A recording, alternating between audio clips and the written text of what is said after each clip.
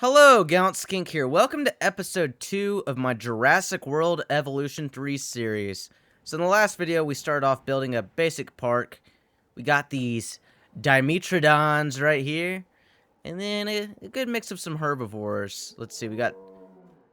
Where are they? Yeah, there they are. We got these Stegos. And then a few little guys running around here somewhere. But anyways, I was thinking we should start expanding the park kind of around this monorail system I built towards the end of the video because our transportation rating was low. So right here might be a good spot for some exhibits. And what I really want is this Cretaceous cruise ride. It's a river tour that allows guests to view dinosaurs from kayaks. Best for herbivores. I'm not sure if we're just going to do herbivores in this because I want to do some experimentation. So whenever I place this down... yeah, it has to be in water. I didn't know if it made water with it, if I had to place it down manually. So, let's see. Who's attacking my vehicle? Oh, I thought for sure it'd be those dreaded Dimetrodons. But anyways, let's get our water tool out. We're going to make it deep water. Why not? And, oh yeah. There we go. Alright, I guess we'll just leave it like that for now. We're kind of doing testing more than anything right now. So, where was it? Here it is. River Rapids. So, put it right here. And then, of course, we're going to need a fence around here. And, you know what? I'm thinking maybe we should use the fancy fences. The large electrified fences.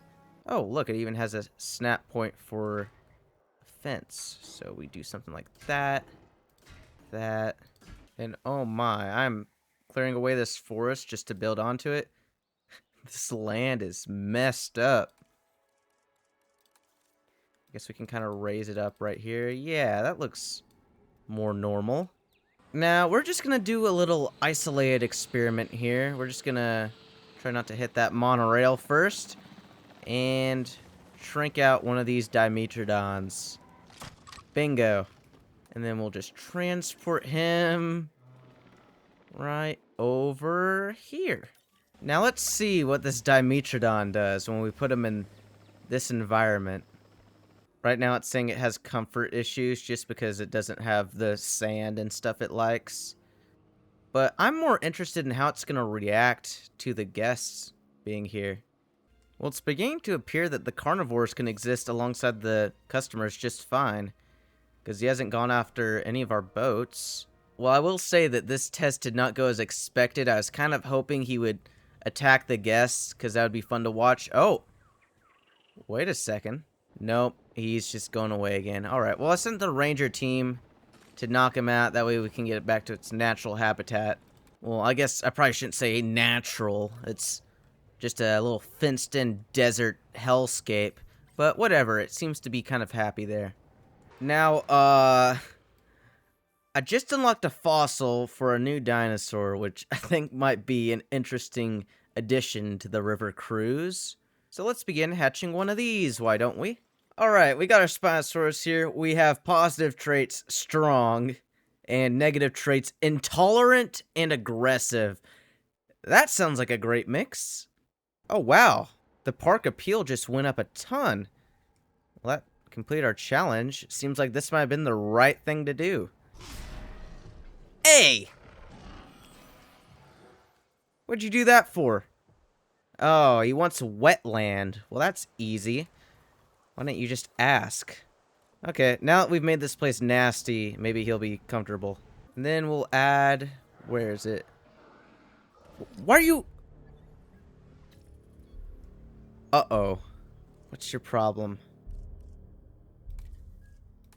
It says driving. I was going to add a little fish feeder for it. There we go. Don't you want to eat some of that fish instead of whatever this is? Alright, I'm going to get a maintenance team at the ready. We're going to make them repair that fence. And then we're going to get a ranger team to knock this guy out. Uh-oh, he is booking it over here to the guests. This might not end well. Yeah, I honestly probably should take responsibility for this. Yeah. Hey, but at least the rangers are here. And I'm sure that person wasn't too important. And then we'll just transport Spino right back there. Nothing happened. Nothing at all. And now it has an undiagnosed ailment, probably related to eating that poor person. Oh yeah, it sounds like it has a cell phone in its stomach. Alright. Add task. Medical scan on Spino. Oh. Oh, he just like trampled them is all. He didn't actually eat the kayak. And our customers seem completely unfazed. I kind of made this enclosure as a joke, but I think this is genuinely gonna work out. I don't know if the rafts can actually get destroyed or not, or if he just keeps on knocking them around indefinitely. Also, we have another hurricane coming. You know what? I'm just gonna turn to no weather. You know, at first it's fun having the hurricanes, but after a while, they aren't even challenging. It's just annoying. So, we're gonna do that. Alright, we got new challenges. Take a photo worth at least $28,000. We'll do that. Oh, this ought to be a nice photo coming up. What the? I just got teleported. Well, maybe I can take some form of shortcut back over here. You know what? Yeah, this isn't gonna work. Lucky for me, there was a maintenance team in the area, so let's just drive back over here. Uh-oh, not me, not me. Dang it! I hate this thing. Alright, I smoothed out the terrain a little bit and added a gate into the enclosure, so I'm gonna try this shortcut again and see if it works. You know, that actually went pretty smooth. So we can just drop into here. And where's the Spino at? Okay, great, he's by some boats. Why is it that whenever I have a time limit on taking a really cool photo, this guy's out here doing the most mundane activities possible? You know what? That's a cool photo. It's worth the amount just for having the Spinosaurus in it. So I've been thinking about where we can expand next. I want to build here eventually. I almost think it'd be cool to have some sort of track going through this mountain range. But for now, I'm going to start developing on this left side. I've kind of flattened it out a little bit, removed all the trees so we can get a better visual on what we have to work with. And what I really want to get is an aviary exhibit. So I'm looking at all these flyers we could potentially get. I don't know what half these things are. I might just go straight for the big boy, Quetzalcoatlus. This thing is absolutely massive already now, so it's sure to draw in some guests. 2 million just for the expedition. Okay, this thing better be worth it. So I'm almost thinking we can have it right on the edge right here. Like that. And then we'll connect some of these little nodules. That's kind of a weird shape. We could try just doing it with 3. I don't know exactly how many we need to house this giant bird. And yes, I know it's not really a bird, it's a flying reptile, but it has wings, so I'm going to call it a bird. Ooh, new challenge. Ordinarily, I would pick this one because I love making tour rides, but like I mentioned earlier, I'm probably going to do that to the right side of the map. That's probably going to be next episode. So, we'll just go for this basic one, achieve above 24 appeal. Not sure how easy that's going to be. We just get this path, go around here, and then we'll just go up this little incline. And then, of course, we can connect it to our monorail station if it lets us. Here, I guess we can just go around like that. A little bit jagged, but you know what? It'll work. We can even... Is it gonna let us thread it through here? Probably not. We'll leave it like that for now. And then, of course, we gotta wire some power. Oh, looks like the lines are going right over the monorail track. Let's hope nothing bad happens when the monorail hits it. Now, it looks like we got quite a bit of Quetzalcoatlus material to work with right here. We can only do a few at a time, though. Oh, this guy's about to blow up, it looks like. We'll do you. So, yeah, I'll try to get this neat little backdrop right here. And then, of course, we need a water feature. I'm even going to have it look like we have water flowing actually from the aviary to the outside, kind of like the bird cage in the aisle, if you know what I'm talking about.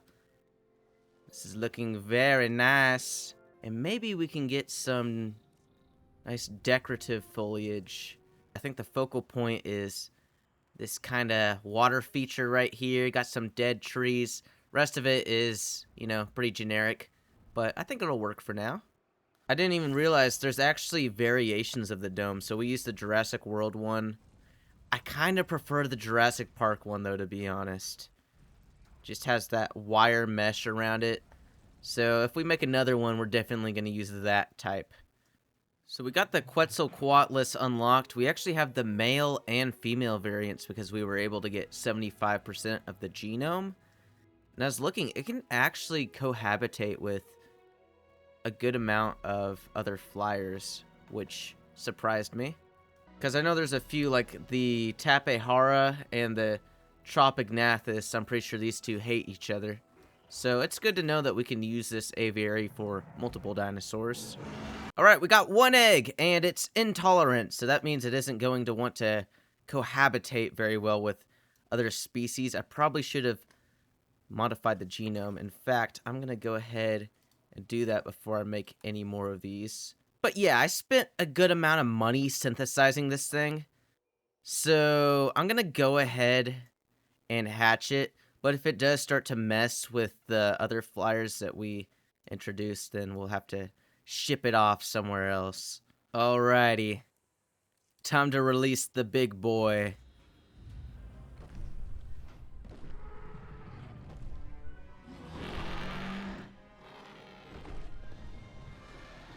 And yeah, he is indeed massive. I don't even think it can roost on any of these trees. It's gonna have to sit on one of the rocks, I guess. Oh, wow, that did our appeal challenge. I'm hoping that it has enough space. It looks like it barely has enough area. This is like the minimum size of habitation, which is fine by me. So it wants more arid, more barren, more water, more wetland. Okay, yeah, this thing's a little bit picky. Oh, and of course it needs fish. We could do this beach sand. Kind of around here, maybe. Then add somewhat of a gradient. Perfect. Okay, are you comfortable now? Still wants more of everything, pretty much. Great. Kind of ruining the pretty exhibit I made. Not gonna lie. We're going for more of a dry, nasty swamp exhibit, it looks like. But whatever, we'll add some of this barren rock.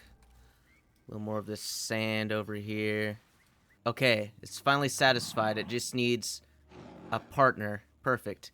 So this is the male, and I went ahead and cooked up a... That's the wrong thing. A female. And now I'm going to try my best to make this not look like a hellhole. You see, the part I designed over here still kind of looks okay. We got plants kind of in the middle of the water now, but you know what? We can fix that. But yeah, if you just compare the size of this to the people over here, he is huge. I especially like the Quetzal in the game Ark because you can actually build houses on top of these guys in that game. So if I play that on the channel again, which I'm actually thinking about doing, then for sure this is going to be one of my go-to tames. Alright, releasing Quetzal number 2.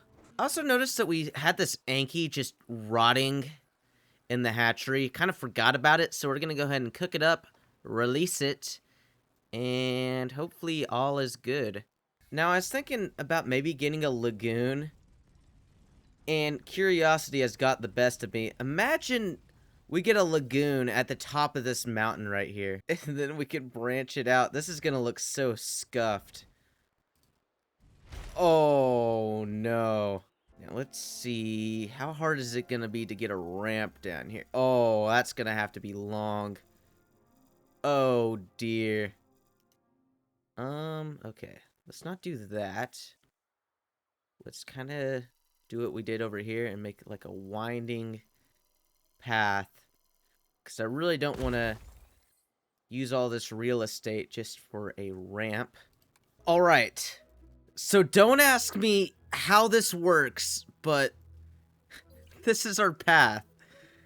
Now, I don't see how people are gonna be able to use this, but I think it's gonna be entertaining to watch them try. So now all we need is a lagoon hatchery, which of course, yeah, let's just put it over here. That'll work. And then we'll just haphazardly place a bunch of foundations to even this out a little bit. Alright, so Ranger Team 1 was unlucky enough to be assigned to the aquarium, so let's see how it does getting up there. So far, so good. Dealing with a little bit of bumpy terrain. Now here's gonna be the hard part. Oh! Went around the path, I see. And oh my, it actually made it up. That is crazy. You know, upon further evaluation of this design, I think I did the responsible thing, because in Jurassic World, they have their lagoon right next to the ocean, which allows the Mosasaurus to just kind of escape out into the wild, do some environmental damage. By having our lagoon up here, anything that gets out is not going to survive the plummet down this mountain. Now, for our marine animal of choice, at first I was thinking Megalodon. It's pretty iconic, or the Mosasaur. But the Megalodon, I didn't have enough employee research power. Mosasaurus is kind of generic, so we're going to go with the Dunkleosteus. I think that's how you say it, the big bony fish boy. And yeah, this mutt of a creature is probably the only thing that could actually survive a fall down the cliff, just because it's so bony and disgusting. But, you know, that's a risk I'm willing to take. Alright, 3 Dunkadunks coming up.